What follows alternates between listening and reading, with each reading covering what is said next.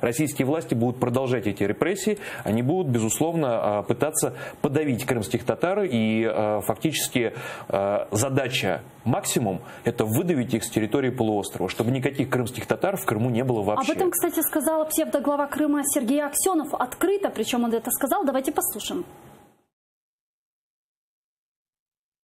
Сегодня Федеральная служба безопасности с утра при поддержке Росгвардии проводит оперативно-следственные мероприятия, направленные на установление и задержание, соответственно, членов радикальных экстремистских исламских группировок, которые работают на территории Республики Крым.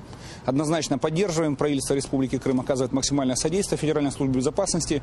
Благодарим сотрудников за эту системную работу. Однозначно все крымчане, а это крымчане в данном случае, которые склонны сегодня участвовать на благо других государств вот в таких радикальных организациях, предупреждаю всех, уголовная ответственность однозначно, все будут задержаны и осуждены по российскому законодательству. Мало того, то есть мы всем однозначно говорим и предлагаем, не нравится российский Крым, езжайте туда, куда вам нравится, где вам нравится, там живите и так далее. Здесь, кроме тюрьмы или еще чего-то с точки зрения законодательства, вам ничего другого светить не будет.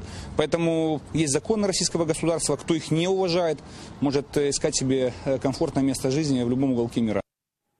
Это посыл такой к крымским татарам: уходите, если вам не нравится. Не, ну это абсолютно же риторика Германии 30-х годов, гитлеровской Германии, когда сначала евреям говорили: не нравится, уезжайте из Австрии, из Германии, а потом их просто начали вырезать, просто свозить в концентрационные лагеря и убивать.